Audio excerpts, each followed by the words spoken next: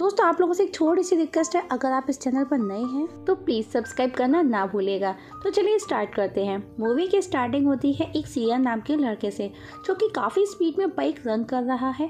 Speed इतनी ज्यादा थी कि उसकी बाइक आउट ऑफ कंट्रोल हो जाती है और उसका छोटा सा एक एक्सीडेंट हो जाता है और वो एक स्विमिंग पूल में जाकर गिरता है। तभी वहाँ पर पुलिस आती है और उसे अरेस्ट कर लेती है और उसके फादर हैंक को कॉल करके बुलाती है, जो कि अपने बेटे सियान को छुड़वाता है। सियान जो कि अपने फादर को एज अ फादर ट्रीट नहीं करता, क्योंकि वो उसका स्टेप फादर है और वो उसे पसंद भी नहीं करता। घर पर हम देखते हैं कि सियान अपने रूम में है, जहाँ उसे एक पेपर मिलता है जिस पर कुछ लिखा हुआ था, जो कि किसी कोडेड था, मीन्स कोडेड लैंग्वेज में था, जिसे सियान डिकोड करने की बहुत कोशिश करता है। तभी हम देखते हैं कि हैंक वहां आता है और उसकी नज़र उस पेपर पर जाती है, जो कि नेवी सर्वेंट रह चुका था, जहां पर उसने ऐसे कई कोड डिकोड किए थे। जिस पर हैंक सियान को उस पेपर का पूछता है, जिस पर सियान उसे बताता है कि कंप्यूटर पर काफ़ी दिनों से उसे एक रेडियो सिग्नल आ रहा था और वह यही कोड है जो कि शो हो रहा था, और मैं इसे ये समझने की, इसको डिकोड करने की कोशिश कर रहा हूँ कि आखिर ये है क्या। तब वो दोनों मिलकर उस कोड को सॉल्व करने लगते हैं।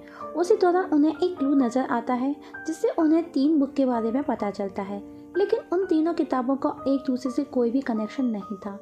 और उन तीनों किताबों के फर्स्ट पेज पर एक मैप जैसा ड्रॉ बना हुआ था। तब हैंक उन तीनों बुक से वो पेज निकालकर उन मैप को जोड़ने की कोशिश करता है, जिससे एक नया मैप बन जाता है, जो कि एक मिस्टीरियस आइसलैंड का था।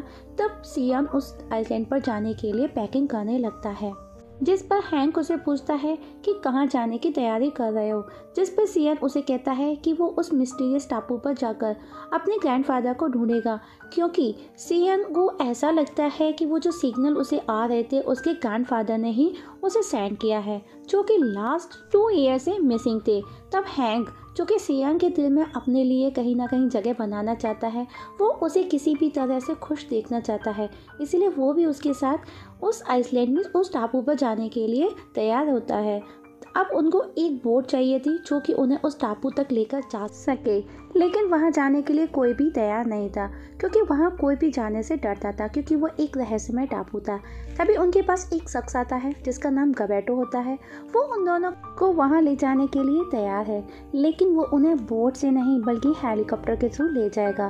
तभी गबैटो की बेटी कैलेनी वहां आती है, जो कि उन दोनों को कहती है कि ऐसी कोई भी जगह नहीं है, जिस पर हैंक उसे $3000 देने का बोलता है और चलने की कहता है, जिस पर वो भी रेडी हो जाती है। और तब वो चारों उस टापू के लिए निकलते हैं। वो चारों ऑन द वे ही थे कि वो देखते हैं एक तूफान आता है और वो कैसे भी करके उससे बचने की कोशिश कर आगे बढ़ रहे थे। तभी सियान एक बुक का फर्स्ट चैप्टर देखता है, जिसमें लिखा था कि उस टापू पर पहुंचने के लिए उनको एक तूफान से भी गुजरना होगा, जो कि वो उस समय उसी तूफान का सामना कर रहे थे। तभी हम देखते हैं कि उनके हेलीकॉप्टर पर आसमान से बिजली गिरने लगी है और हेलीकॉप्टर आउट ऑफ बैलेंस हो जाता है और हेलीकॉप्टर क्रैश होकर कहीं गिर जाता है। जब सबको होश आता है तो वो किसी अनजान जगह पर है, जो कि एक टापू है और वहाँ पर कोई भी नहीं है। तब उन्हें एक गुफा दिखाई देती है, जिसके अंदर वो चारों जाते हैं। जैसे ही वो गुफा से बाहर पहुंचते हैं तो सबकी आंखें चकाचौंध हो जाती हैं वहां का नज़ारा देख, जो कि काफ़ी मिस्टीरियस था। पर ये जो किताब में लिखा था, ठीक वैसा ही नज़ारा उन्हें यहाँ नज़र आ रहा था। यहाँ का नज़ारा हमारी पृथ्वी से टोटली डिफरेंट था। इस टापू पर हाथी के एक बच्चे का साइज एक पपी जितना था, जो कि पृथ्वी पर विशालकाय होता है। वहीं पक्षी बहुत ही बड़े साइज के थे। तब वो वहाँ से आगे बढ़ते हैं। तभी हैंक का पैर एक पत्थर पर चला जाता है, पत्थर के वो अंदर घुस जाता है। तभी जब हैंक देखता है तो उसके पैर पर कुछ चिपचिपा पदार्थ लगा था। तब हैंक सबको स्टॉप करता है और वहीं जो जहाँ है वहीं रुकने का बोलता है, क्योंकि ये जिस रास्ते पर चल रहे थे वो पत्थर नहीं बल्कि किसी जानवर के विशालकाय अंडे थे, जो कि पत्थर जैसे लग रहे थे। तभी उन्हें वहीं पास एक बहुत ही बड़ी लिजार्ड दिखाई देती है, जो कि बहुत ही विशालकाय थी। जैसे ही वो वहाँ से आगे बढ़ते हैं तब गबैटो के पैर स्लिप होता है और उसके पैर से एक अंडा टूट जाता है, जिसकी वजह से वो सोई हुई लिजार्ड जाग जाती है, जो कि वो बहुत ही गुस्से में है, क्योंकि उसके बच्चे का एक अंडा फूट चुका है। तभी सभी अपनी जान बचाने के लिए वहाँ से भागने लगते हैं, लेकिन वो देखते हैं कि वो लिजार्ड उनके सामने आ जाती है। वो उन पर हमला ही करने वाली थी। तभी वो देखते हैं कि कुछ लकड़ियाँ उसके ऊपर आकर गिरने लगती हैं, जो कि पेड़ों से बंधी हुई थी, और वो लिजार्ड बेहोश होकर गिर जाती है। तभी उन्हें एक बंदा दिखाई देता है जो कि सियान के ग्रैंडफादर थे, जिनका नाम अलेक्जेंडर था, जिन्हें देख सियान बहुत ही ज़्यादा खुश होता है। तब वो सबसे मिल उनको अपने ट्री हाउस पर लेकर जाते हैं, जो कि उन्होंने खुद तैयार किया था खुद के लिए। नेक्स्ट डे अलेक्जेंडर सबको एक नई जगह लेकर जाता है, जो कि एक शहर था, बहुत ही ज़्यादा खूबसूरत था, लेकिन वहाँ कोई भी नहीं था। जहाँ अलेक्जेंडर बताता है कि ये एक एथलेटिक सिटी है जिसे कोई नहीं जानता, जिसे हमने सिर्फ बुक्स में पढ़ा और देखा है। तभी हैंक की नज़र वहाँ बह रहे पानी पर जाती है, जिसे वो टेस्ट करता है, जो कि समुद्र का खारा पानी था। जिस पर हैंक बताता है कि हमें इस जगह से जल्दी ही बाहर निकलना होगा, ये जगह जल्दी से जल्दी डूबने वाली है और हमको जल्द से जल्द बाहर निकलना होगा, जो कि सिर्फ 2 दिन है। जिस पर सियान कहता है कि एथलेटिक्स में एक पनडुब्बी थी, जो कि पनडुब्बी कैप्टन नीमो द्वारा बनाई गई थी, जो कि एथलेटिक्स की खोज में यहाँ आए थे। वो यहाँ फंस जाने की वजह से वापस नहीं जा सके और वो पनडुब्बी इसी टापू पर यहीं कहीं डेफिनेटली होगी। तभी उन्हें कैप्टन नीमो की समाधि भी नजर आती है, जिसे देख अलेक्जेंडर बताता है कि इसमें एंटर करने के लिए डेफिनेटली एक गुफा होगी, जहाँ पर डेफिनेटली हमको कोई ना कोई क्लू मिल सकता है। कैलेनी उस गुफा के अंदर जाती है, क्योंकि उस गुफा का दरवाज़ा बहुत ही संकरा था। कैलेनी को वहाँ एक नीमो का कंकाल भी मिलता है, जिसमें वो वॉच को पकड़े हुए है और साथ ही एक डायरी भी। कैलेनी जैसे ही उस डायरी को उठाती है, वहाँ की ज़मीन जोर जोर से हिलने लगती है और सब कुछ इधर उधर होने लगता है। तभी कैलेनी वहाँ से बाहर निकल आती है। तब कैलेनी उस डायरी को सबको दिखाती है, जिसे पढ़ते हुए अलेक्जेंडर कहते हैं कि नॉटिलस, जो कि दूसरी तरफ बोस्टन की चोटी के नीचे किसी ज्वालामुखी की गुफा में मौजूद है, उस जगह के बारे में अलेक्जेंडर जानते थे। तब वो लोग अलेक्जेंडर को फॉलो करते हैं वहाँ जगह जाने के लिए। तभी रास्ते में उन्हें एक ज्वालामुखी नजर आता है, जिससे सोना पिघल कर बाहर निकल रहा था। तब सियान आगे बढ़ने का कहता है, क्योंकि वो ज्वालामुखी सोने के पहाड़ पर था, लेकिन हैंक कहता है कि पहले नॉटिलस को ढूंढना जरूरी है। अगर हम उस पहाड़ तक जाएंगे तो हम सब डूबकर मर जाएंगे। तब सब हैंक की बात से एग्री होकर नॉटिलस की सर्च करते हैं। तब उनको एक हाईएस्ट पहाड़ की चोटी पर पहुंचना है। तब हैंक अलेक्जेंडर से पूछता है कि वहां तक कैसे पहुंचा जाए। तभी अलेक्जेंडर वहां से चला जाता है और कुछ देर में जब वो लौटता है तो वो एक मधुमक्खी पर बैठा हुआ था। तब वो सब भी मधुमक्खियों पर सवार होकर उस पहाड़ पर पहुंचने के लिए निकलते हैं। वो सब ऑन द वे ही थे कि एक पक्षी उन मधुमक्खी पर हमला करता है, वो उनको खाना चाहता है। जहाँ उन पक्षी और मधुमक्खियों के बीच फाइट होती है, तब सभी कैसे भी करके उस पक्षी से बचकर मधुमक्खी से नीचे उतर जाते हैं, लेकिन सियान अभी भी उस पक्षी से लड़ रहा था और आखिर में वो पक्षी एक मकड़ी के जाल में फंस जाता है और सियान बच जाता है। तब वो वापस वहाँ से आगे बढ़ते हैं। अब जो कि रात हो चुकी है, सब थक चुके हैं, आराम करना चाहते हैं। तब वो एक जगह रुकते हैं और आराम करते हैं। तब गैबेटो अपनी बेटी कैलेनी से बात करता है। वो उसे कहता है कि सियान एक बहुत ही अच्छा लड़का है, मुझे लगता है कि तुम उसके साथ खुश रहोगी।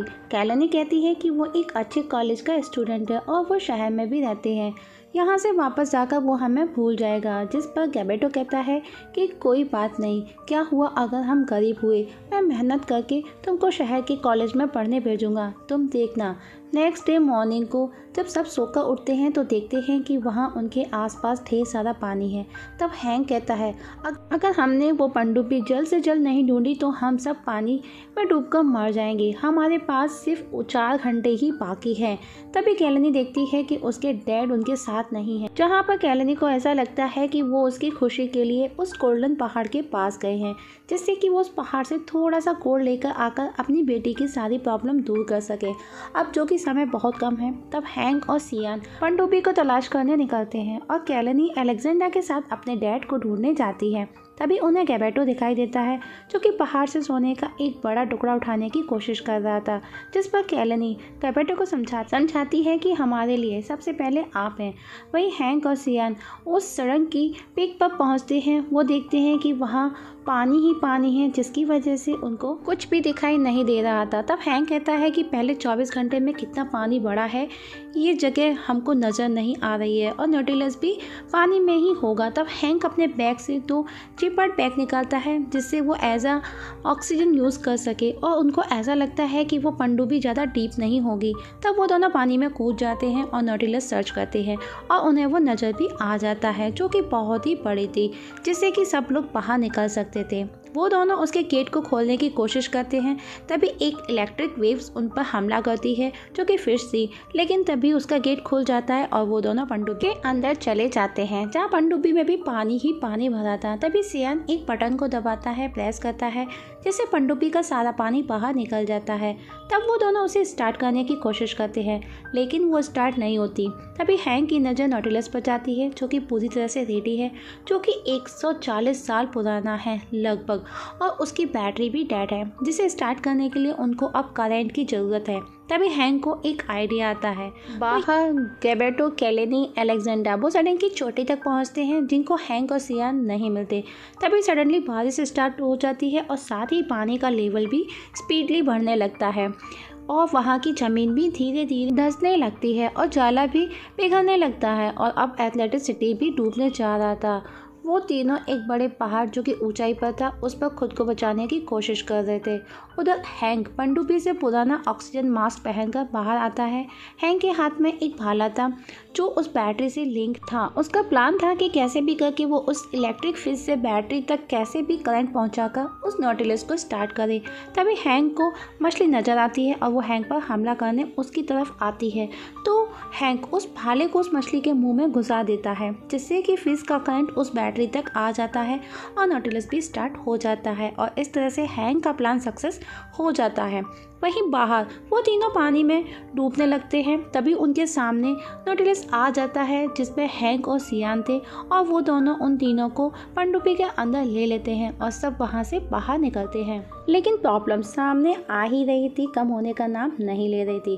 तभी वो देखते हैं कि उनके सामने पानी के बहाव से बड़ी चट्टानें नीचे गिर रही हैं, जो कि उनकी पनडुब्बी के सामने आ रही हैं। तभी हैंक गैबेटो को पनडुब्बी संभालने का बोलता है और खुद मिसाइल के थ्रू उन चट्टानों को ब्लास्ट कर तोड़ता है और इस तरह से उनका रास्ता क्लियर हो जाता है और वो वहाँ से सेफली बाहर आ जाते हैं। अब मूवी दिखाई जाती है 6 महीने बाद, जो कि गैबेटो जो कि पनडुब्बी की गाइडलाइन सबको देता है। उसने गैबेटो लग्जरी टूर्स ओपन कर दिया है, जो कि काफ़ी फेमस हो चुका है। वहीं कैलेनी शहर में सियांग की फैमिली के साथ दिखाई जाती है, जहाँ पर सब लोग काफ़ी खुश हैं। आज सियांग का बर्थडे भी है।